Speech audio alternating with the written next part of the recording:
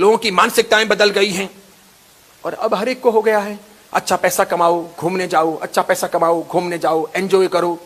हर रविवार को या वीक में 2 दिन होटल जाना है, धूम धड़ाम के पैसे उड़ाने हैं। यहां पर तो किसी तीर्थ स्थान में जाए ना, किसी तीर्थ स्थान में पालिताना हो, संकेश्वर हो, गिरनार हो, मवड़ी हो, आगलोड हो, नाकुड़ा जी हो, किसी तीर्थ स्थान में जाएं तो वहां अगर भोजनशाला के 150 रुपए हो तो अपनी आंखें फट जाती है।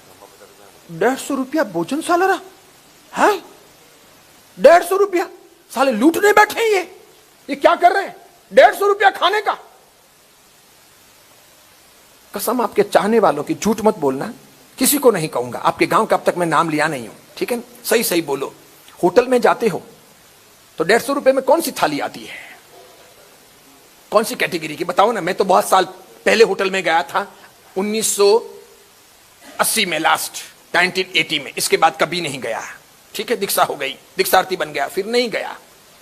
इसलिए तब गया था, तब तो 5 पैसे की 1 इडली आती थी, 10 पैसे की 2 इडली लेते थे हमारे वहां, अच्छी चटनी होती थी, 2 में पेट भर जाता था, अपना काम हो जाता था। बहुत हो गया।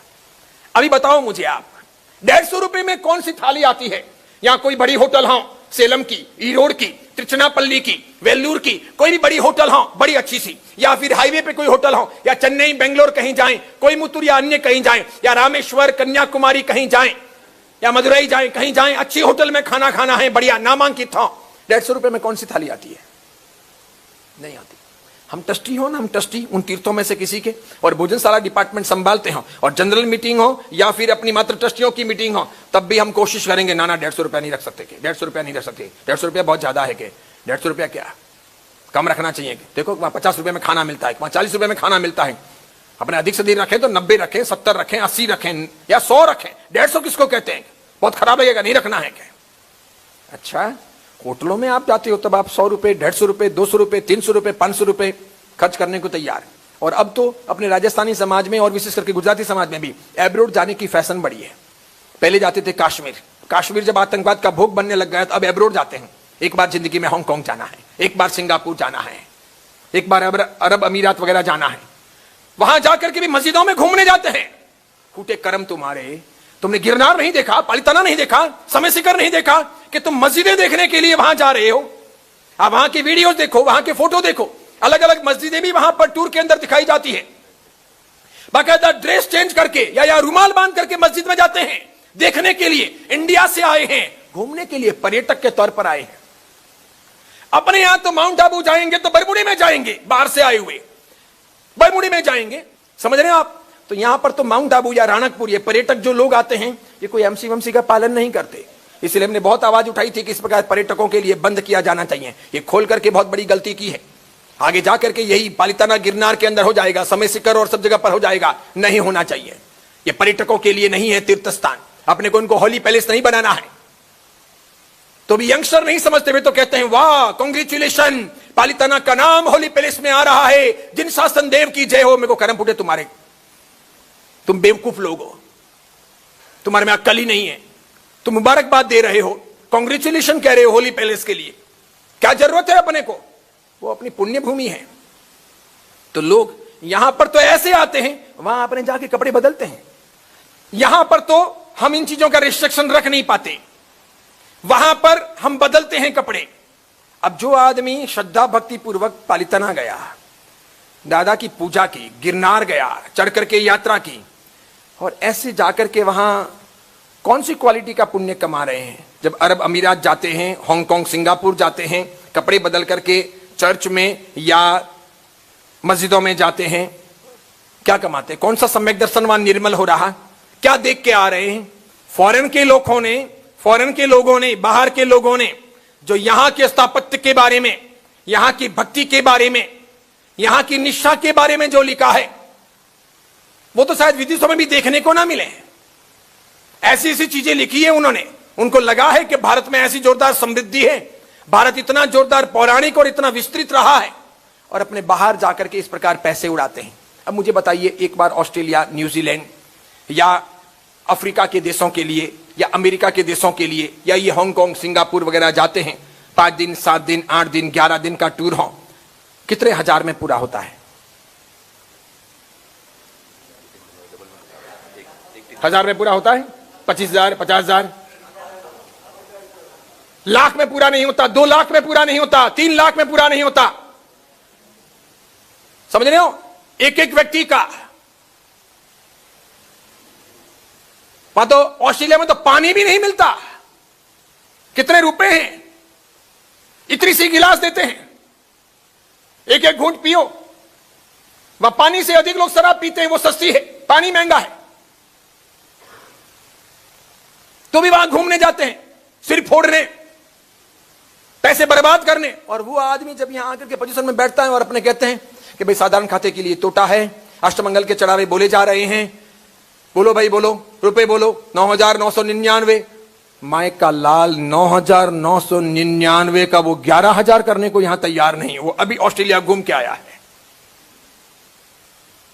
वहां कोई सपना जी नहीं थे, वहां भगवान का पालना नहीं था, वहां पालने में पधराने की बात नहीं थी, वहां साधारण खाते का कुछ भी नहीं था, तो भी तुमने इतने पैसे बर्बाद कर दिए। वहां पुण्य का अनुबंध नहीं था, लेकिन मेंटालिटी बदल गई। छोटे छोटे बच्चों के हाथों में जब मोबाइल देखता हूं तो मुझे तरस आती है कि हमने हमारी जिंदगी में कभी खिलौने भी नहीं देखे इस प्रकार के। मेरी मम्मी तो कपड़े के तोता और मैना सब सीती थी और अंदर सब रुई वगैरह भर करके हमको खेलने के लिए खिलौने देती थी। आज तो छोटे बच्चों के खिलौने भी लाजवाब हैं, कैसे जोर जोर महंगे महंगे, 1,000, 1,500, 2,000, 3,000 और मोबाइल, बाप रे बाप। जब छोटे बच्चों के पास में आईफोन देखता हूं तो मुझे तो चक्कर आ जाते हैं। रियल में विचार करो आप, कितना हम पैसा और कितना पुण्य बर्बाद कर रहे हैं, क्या हम सोच रहे हैं। तो जैनिज्म के बारे में, इस सब चीजों के बारे में, इन सब चीजों के परिप्रेक्ष्य में जैनिज्म के बारे में हमारे पास में क्या ख्याल है, क्या सोच है कि हम क्या जिलाएंगे। संख्या हमारी निरंतर कम होती जा रही, एकता हमारी बची नहीं है, आपसी मनमुटाव बहुत है, बहुत है, खूब है। 3 थुई, 4 थुई, खतरगज, तपागज, अचलगज, पायचनगज, 1 तिथि, 2 तिथि, ओसवाल, पोरवाल, 3 थुई में कितने ग्रुप, खतरगज में ग्रुप, तपागज में ग्रुप, अचलगज में ग्रुप, पायचनगज में ग्रुप, कितने सारे क्षेत्र वाइज भी सब अलग अलग, कि अपनी पट्टी के नहीं, अपनी पट्टी के नहीं, ये सिवान सिंह, ये जालोरी ने, ये दियावट ने, ये ढंडार ने, इसमें भी भेदभाव।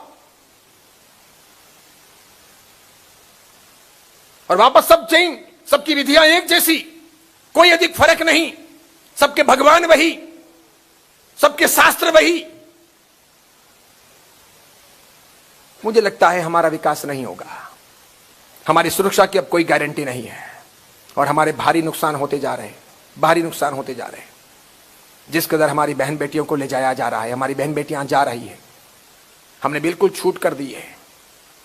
हमारी बेटियों के पहनावे बिल्कुल ऐसे हो गए और हम सबकी मानसिकता बदल ही गई है, वो निष्ठा की भावना नहीं है। विदेश के जो लोग हैं पढ़ लिख करके, अजैन लोग जो विद्वान बन रहे हैं, वो तो जैनिज्म को एप्रिशिएट कर रहे हैं, पसंद कर रहे हैं, आकृष्ट हो रहे हैं, उस पर लिख रहे हैं। कैसा था हरमन याकोबी, कैसे थे जॉर्ज बर्नार्ड शाह, कैसे कैसे लोग, क्या दीवाने, क्या उन्होंने लिखा है। और इधर हम हैं कि हमारे लिए घर की चीजों का कोई मूल्यांकन ही नहीं है, बिल्कुल नहीं। कई लोग तो मंदिर मार्गी आपको ऐसे मिलेंगे जो मंदिर भी नहीं जाते, कहने को मंदिर मार्गी हैं, वो जिंदे क्यों हैं ये सवाल है। कई लोग ऐसे हैं जो पूजा नहीं करते, सिर्फ मंदिर जाएंगे और वापस मंदिर मार्गी हैं, मुफ्त की अगरबत्ती लेंगे, थोड़े से रुपए निकालेंगे, ढूंढेंगे, एक आधा भंडार में डाल देंगे, फुगड़ की घंटी बजाएंगे, तिलक लगा देंगे और चले आएंगे, चलो काम हो गया आज का पूरा। बस इसके सिवाय उनको कुछ नहीं आता। तत्वों के बारे में, जैनिज्म के बारे में, जिन शासन के प्रसार प्रचार के बारे में, लोगों को जैन बनाने के बारे में, अजैनों को जैनों की शिक्षा देने के बारे में, अपने घर के नौकर हो, अपने कोई अड़ोसी पड़ोसी हो, अपने कोई व्यापारी हो, उनको जैनिज्म सिखाएं, उसके बारे में बातें करें, नहीं, हमारे पास में ज्ञान ही नहीं है। पूरे दिन व्यस्त हैं। कोई अच्छे महाराज साहब आपको समझाने भी आ जाएं तो भी अपने पास में वैकेंसी नहीं है, हम वैकेंट नहीं है, खाली नहीं है, हमारे पास में समय नहीं है। कुछ लोग सुनते हैं, कई लोग तो सुनते ही नहीं है, समझते ही नहीं है।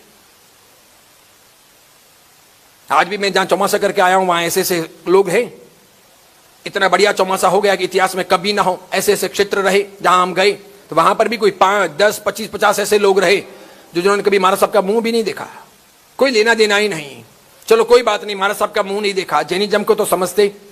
जब वे लोग इस्लाम को समझ रहे हैं, ईसाइयत को समझ रहे हैं, सिखिज्म को समझ रहे हैं, हिंदुज्म को समझ रहे हैं, बौद्धिज्म को समझ रहे हैं, तो अपना क्या होगा, यहूदी अपना मजबूत कर रहे हैं, ये संविधान वाले अपना कर रहे हैं, ब्रह्मा कुमारीज वाले अपना कर रहे हैं, श्री श्री रविशंकर वाले अपना कर रहे हैं, सदगुरु वाले ने कल तक कुछ भी नहीं था, छोटा सा यहां तमिलनाडु के अंदर कोयम्बतूर के अंदर नन्ना सा साम्राज्य अपना खुद का ईशा फाउंडेशन बनाया और दुनिया को हिलाने के लिए नरेंद्र मोदी को ले आए आश्रम के उद्घाटन के लिए।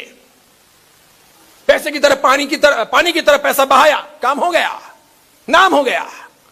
जोरदार टेक्नीशियन लोग हैं, अच्छे वीडियोस बनते हैं, टॉकिंग होती है अलग अलग भाषाओं में, ट्रांसलेशन होता है, वाह जलवा चला। तत्व क्या है, धर्म क्या है, नवनीत क्या है, नहीं।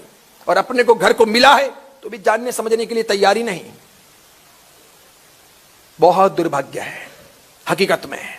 इस प्रकार शासन बचेगा नहीं, इस प्रकार धर्म नहीं बचेगा। वो एक साधु, एक साध्वी, एक श्रावक, एक श्राविका की बातें हैं, वो तो अंतिम किनारे पर है, 18,500 साल के बाद में है। उसके पहले का क्या होगा?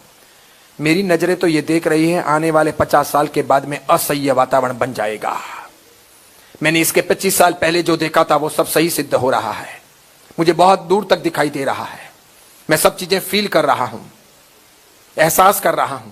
मुझे बहुत जल्दी मालूम पड़ रहा है सब। किसी को मालूम पड़े कि नहीं पड़े, मैं फरिश्ता नहीं हूं, मुझे कोई ज्ञान नहीं हुआ है, लेकिन मति और शुद्ध के आधार पर मुझे काफी चीजें मालूम पड़ रही है कब ऐसा होगा, और होना शुरू हो गया। मुझे वर्षों पहले लग गया था कि ये पश्चिम बंगाल, ये केरला अपने हाथों से बिल्कुल चले जाएंगे। आज ये हालत है कि पश्चिम बंगाल में, जहां केरला में हजारों की संख्या में जैन रहते थे, आज इन्हें गिने चुने हैं। हमारे व्यापार भी वहां पर डूब रहे हैं। पश्चिम बंगाल में भी ये नौबत बन रही है। भाग भाग करके सबको आना पड़ेगा, आ रहे हैं।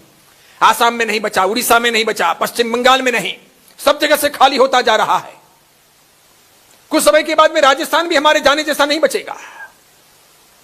इतनी बड़ी मात्रा में दूसरों के बहुमत हो जाएंगे, हम अल्पमत में हो जाएंगे, डरेंगे जाएंगे तो गली में 2-4 जने रह भी नहीं पाएंगे, सुनसान लगेंगे हमारे मंदिर और हमारी हवेलियां। ऐसी नौबत है आज भी। अगर इक्के दुक्के चले गए हो तो रात को डर आती है, जैसे सुनसान होता है। ऐसी वातावरण में बहन बेटियों को तुम रख ही नहीं सकते।